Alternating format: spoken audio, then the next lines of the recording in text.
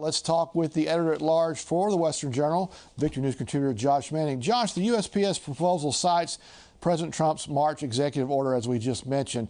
Are we kind of walking a fine line here? The Constitution explicitly grants states the authority to run elections. So where is this going to land, do you think?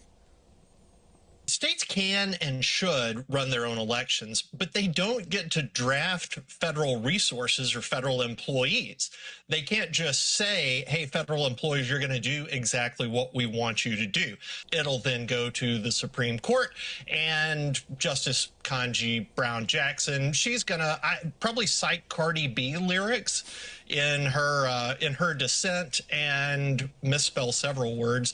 And then the majority of the conservative justices are going to rule in favor of Trump, except for John Roberts, who always weasels out. All right, let's stay on the courts. Federal district court judges reviewing President Donald Trump's immigration agenda and other contested policies are increasingly being checked by appeals court or even the Supreme Court, as you mentioned. Is this proof that some members of the judiciary are implementing law or even seeking partisan ends with their rulings? Yes, it definitely is. But there's so much more proof than this, and it is so much worse. Let me give you some numbers. During Obama's administration, he faced an average of about 2 injunctions per year. Biden faced an average of about 5 per year. Trump's first administration faced 15 injunctions per year on average. That ended up totaling somewhere between 60 and 65. And that was half of the injunctions that have ever been levied against a presidency since 1963. Trump's first administration accounted for that. His second term, we're only 17 months into it, he has averaged 2 injunctions per month. Remember, that's what Obama was getting per year.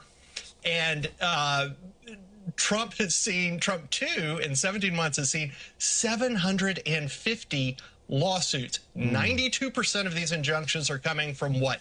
Democrat-appointed justices. This is so partisan and so corrosive to the country. Those are interesting numbers, Josh. They are more radical than they appear, but it's becoming less so because they're becoming more transparent. Colonel West earlier was talking about Darlisa Chevalier. She won a primary in New York City Tuesday night, and she's going to win the seat because it's a really blue district.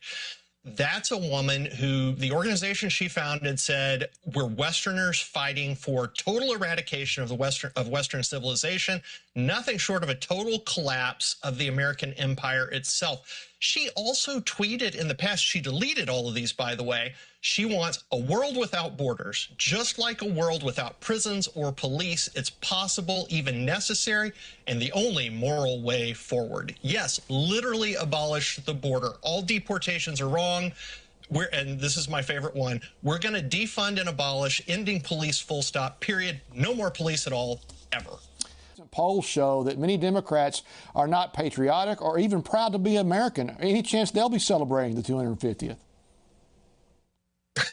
I agree with Colonel West. I don't think a whole lot of them will. We've heard them say now that they cannot be proud of the country with Trump in charge. These people believe in a global system. They hate the West. They hate Christianity. They hate free enterprise. America combines all of those things. And that's why they won't be celebrating.